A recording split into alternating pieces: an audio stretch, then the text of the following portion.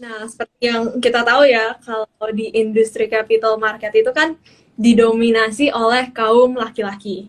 Nah, kalau teman-teman, kalau Cici pernah nonton Wolf of Wall Street gitu, film Wolf of Wall Ya, Street, ya bayangannya seperti itu ya, kayak laki-laki dan didominasi lah kaum laki-laki. Nah, tapi apakah benar trader itu harus cowok? Nah, apakah cewek juga bisa perform sebaik cowok atau bahkan bisa melebihi cowok? Nah, itu yang akan kita bahas hari ini, teman-teman. Jadi, stay tune ya sampai akhir. Nah, jadi kalau mungkin Cistevi perkenalkan Cistevi buat teman-teman yang belum kenal nih. Dan kesibukannya apa aja nih, Cistevi? Ada account officer dari Charles yang jelasnya juga udah sangat berpengalaman trading dalam capital market. Boleh, Ci?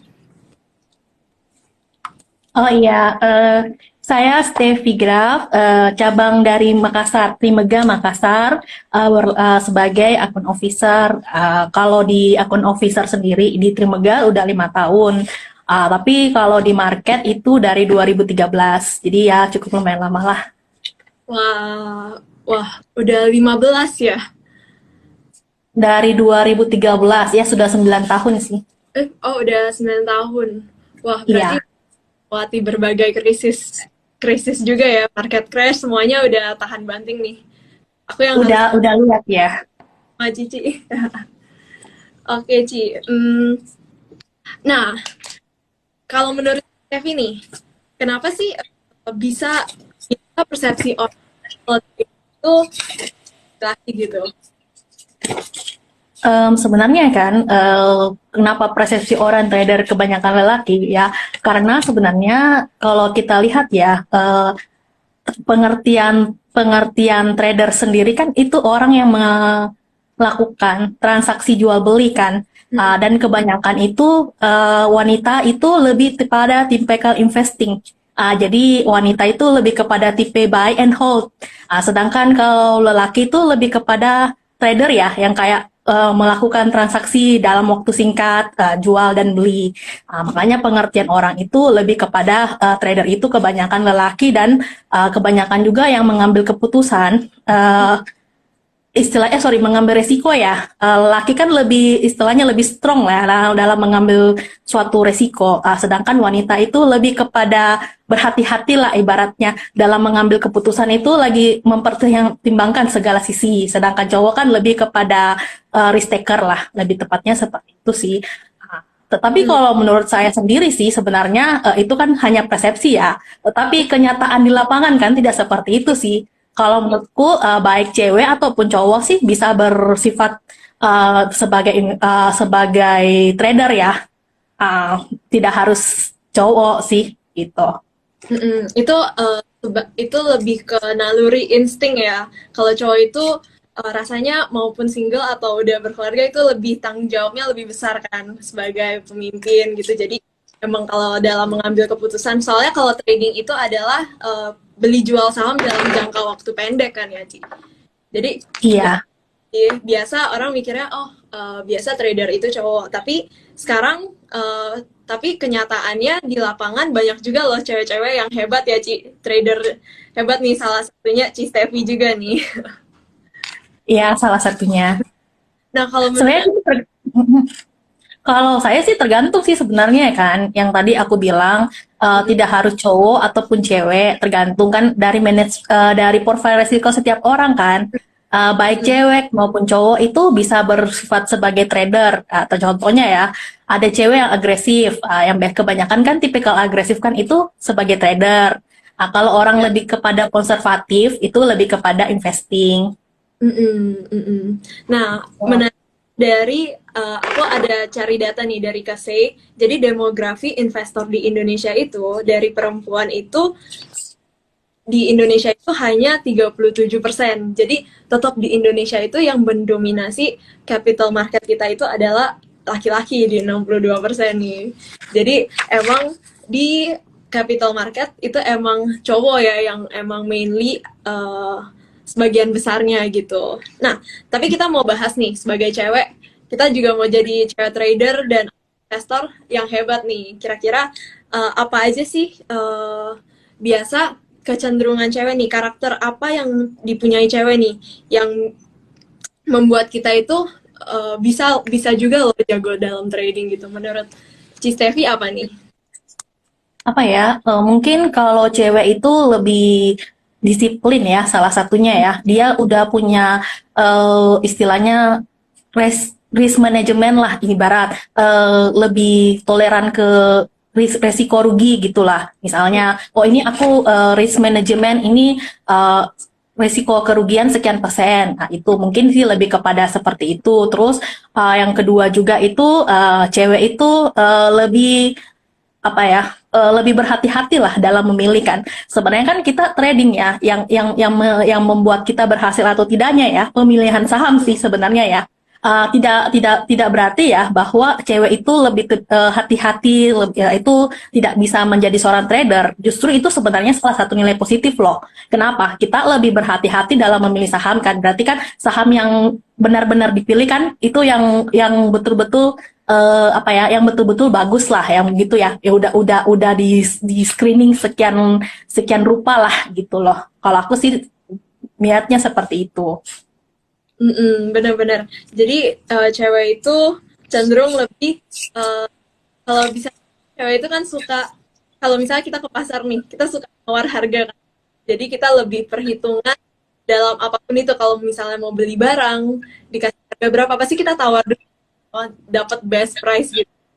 Nah, itu mungkin kecenderungan cewek-cewek juga. Kita kayak hati-hati, jangan sampai kita saham di harga yang tinggi gitu ya.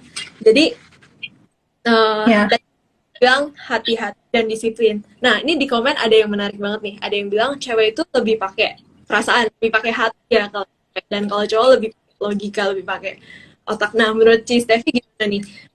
Dengan cewek itu emang lebih kaum yang lebih emosional ya, Ci ya. Nah, menurut Ci Stevi apa pengaruh ke tradingan sehari-hari?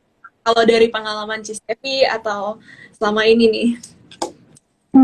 Kalau saya ya mungkin tergantung ya, setiap orang beda-beda ya.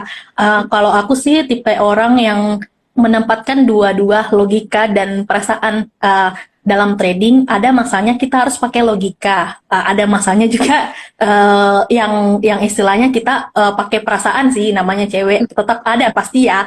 Yang contohnya kan, contoh kita udah nyangkut nih, udah mau cut ya, tipikal cut ya. Ih, aduh, udah banyak nih lossnya gitu loh. Tapi ya tetap lagi yang namanya risk management, manajemen risiko ya. Segimanapun yang namanya kita trading itu harus penentuan di manajemen risiko.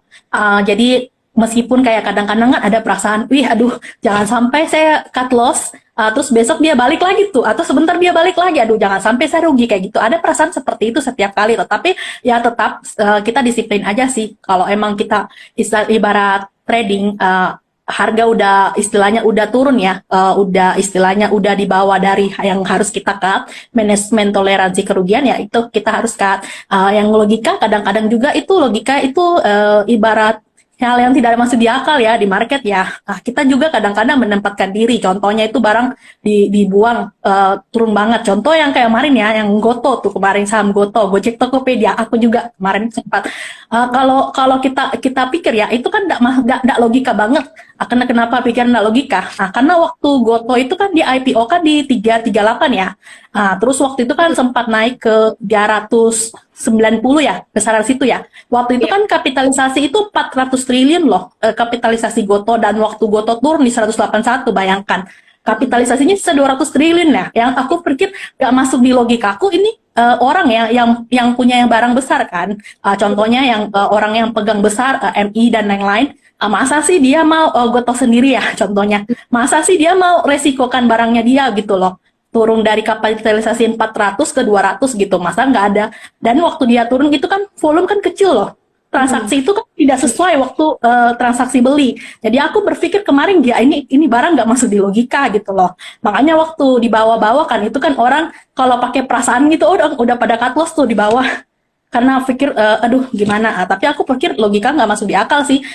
Jadi aku justru posisi buy di bawah gitu loh. Aku pikir ya masuk logikaku ya emang sih orang ngomong ih jangan sampai nih jadi Bukalapak kedua gitu loh. Tapi aku bilang beda sih size-nya, Goto sama Bukalapak. Menurutku ya itu berbeda. Jadi waktu harga bawah ya aku pakai logika aja. Logika aku ya itu yang tadi, ini dari kapitalisasi 400 ke 200 ya. Mana sih orang mau resikokan uangnya gitu loh. Jadi mau tidak mau aku berpikir kemarin masuk akal nggak ya kalau Goto sendiri baik-baik ya 10 triliun aja ya untuk normalkan harganya. Aku berpikir gitu sih. Jadi waktu itu logika aku yang jalan gitu loh, nggak pakai perasaan, karena kalau pakai perasaan itu pasti orang udah cut itu barang udah lama di bawah gitu. Jadi ada masanya kita pakai logika dan makanya pakai perasaan sih, tergantung juga. Dan kita harus tahu kapan harus pakai logika di saham-saham yang tepat juga ya. Iya betul sekali. Kalau misalnya tujuan awalnya emang untuk trading tapi dia ternyata nggak sesuai ekspektasi, dia turun, itu juga harus langsung logika, jadi kayak nego langsung disiplin cut gitu. Iya, tergantung juga sih sebenarnya kan. Kalau aku sih lihat lebih kepada yang kan tadi aku bilang orang tipikal investment atau tipikal investasi atau tipikal trader. Kalau orang investasi ya kalau turun dia berpikir ya nggak apa-apa aku beli lagi, jadikan aja tabungan kan investasi jangka panjang. Kan mereka kan melihat juga di fundamental, oh ini perusahaannya bagus kok, nggak apa-apa aku save aja investasi kayak gitu sih. Tapi kalau aku sih lebih kepada kita trader ya lebih bagus gitu pakai manajemen sekian persen cut aja. Oke. Jadi misalnya nih Ci, kalau misalnya ada satu saham yang mungkin teman-teman di sini juga pernah ngalamin ya, ada satu saham kita lumayan yakin nih. Jadi kita analisa dari laporan keuangannya, dari public expose-nya, kita udah cari tahu bibit bebet bobot perusahaan inilah. Nah, tapi setelah kita mulai koleksi, oh dia ternyata nggak sesuai ekspektasi, dia malah downtrend nih. Nah, menurut Cici, ada batasnya nggak sih kita perjuangkan atau oh sampai batas tertentu, oke mungkin kita harus akui ini analisa kita yang salah, kita gitu. Nah, kalau menurut Cici gimana tuh? Kalau untuk Cici pribadi, gimana kalau ngalamin hal kayak gitu? Kalau aku ya lebih tepat kan biasa kan ada orang ngomong nggak apa-apa ya simpan aja yang penting bagus. Kalau aku nggak suka, aku lebih kepada action. Entah itu benar atau salah actionnya kita, tetapi kita udah istilahnya udah action. Contohnya ya, kita beli di harga 1.000, terus dia turun, kita batas aja toleransi kerugian, misalnya 10% atau at least oke, aku lihat dulu kondisinya gimana. Kan biasanya kalau aku sih nggak tergantung. Ada kan tipikal orang yang langsung apa yang namanya sama rata ya, pokoknya nggak mau atau apapun yang terjadi aku 10% aku cut. Tapi ada juga yang bilang gini, aku lihat dulu situasi gimana sellernya udah berkurang atau belum, di harga seberapa kayak gitu loh. Kalau aku sih lebih tepatnya kondisi apapun yang terjadi, kalau kondisi seperti itu aku lebih bagus cut action dulu. 5% oke aku cut atau 10% aku cut, at least aku cash dulu. Kalau emang besok lusa dia bagus kan, ibarat ada memang swingnya ya, kembali ya. Kan namanya kan saham sedalam apapun turun dia pasti mantul naik. Sekencang apapun naik dia pasti turun. Ibarat kayak gitu. Jadi aku ya nggak apa-apa, aku cut dulu. Misalnya contoh ini aku modal 1.000, harga 900, ya nggak apa-apa aku cut dulu di 900, at least memang manajemen resiko dan mungkin pada saat itu memang tekanan sellernya masih besar, aku nggak bisa lawan seller. Kita uang berapa sih mau lawan sellernya? Nggak bisa kan. Ya udah aku cut dulu. Kalau emang besok lusa atau kapan itu kelihatan ya technical reboundnya atau kelihatan sellernya atau mungkin ada news positif lah gitu ya. Mungkin aku lihat lagi, oh yang kumpul siapa, jangan sampai kan cuman yang ngumpul kecil-kecil aku beli lagi. Oh aku lihat, oh ya ini barang confirm, nggak apa-apa aku beli kembali. At least kan itu barang kan aku lihat itu kan bagus gitu, dibanding aku simpan hold dan dia turun ya. Ini ibarat aku cerita ya, kalau kita di saham mau untung rugi itu biasa. Yang paling tidak bisa yang kalau kita tinggal diam terus harga sahamnya sisa 30%, kita mau mengembalikan kita punya equity kembali ke 100%, itu kan namanya konyol kan. Ibarat kayak gitu, contoh ya, kita modal, contoh Bukalapak, orang modal 1.000, oh ya simpan aja, sekarang posisi 300, kalau orang uang 1 miliar, sisa 300 juta, mau jungkir balik, kembalikan ke 1 miliar gimana caranya gitu loh. Kalau aku at least, aku biasanya 10%, mentok paling kacau aku 20%. Aku berpikir gini loh, aku sekarang uang 1 miliar, kan aku rugi 10% ya, sisa 900 juta. Aku untuk kembalikan 900 juta ke 1 miliar, aku ya trading. Emang sih tidak langsung satu kali trading langsung kencang kan. Ya mungkin trading 2 kali, 3 kali, 4 kali, atau kalau kalau emang kita mau yang tipe oh aku nggak mau trading, udah kapok, aku apa ya, simpan aja lah. Ya udah nggak apa-apa, simpan ya. At least kan untuk 10% Mm-mm. capailah harusnya. Gitu Iya. loh. Betul, betul. Ci, aku setuju banget nih. Jadi, intinya kita harus bisa merelakan duit kecil, duit selagi masih 5%, 10% masih selagi di bawah 10%, atau batasan teman-teman masing-masing nih, kita relakan untuk memproteksi duit besarnya ya, Ci ya. Karena Iya. kesempatan ada, dan aku belajar sih di market itu kita harus rendah hati. Kita nggak boleh kayak selalu mencari membenarkan diri, enggak kok analisa gue udah bener banget kok, nggak mungkin turun nanti juga. Kita nggak boleh kayak gitu ya kan, Ci, harus dengan logika. Kalau saham itu Ya. tuh ya berarti itu mungkin analisa kita yang ada salah di mana gitu. Nah kalau gitu kan, kalau Cici kan tipe yang logika banget nih ya. Nah kalau Cici sendiri ada nggak sih tips yang bisa teman-teman pelajari juga nih, misalnya kan kita agar kita nggak terlalu bawa emosional. Nah nggak, dan tadi ada juga nih, nggak cuman kalau yang emosional, ada juga nih. Jadi untuk semua orang juga apply sih, kita bisa banget ke bawah emosi gitu ketika kita udah uh, ibaratnya udah sayang, terus kalau dia turun kita perjuangkan aja. Gitu. Nah kalau untuk Cici tipsnya, kalau atau Cici ada bikin trading plan atau bikin diary saham atau gimana, Ci?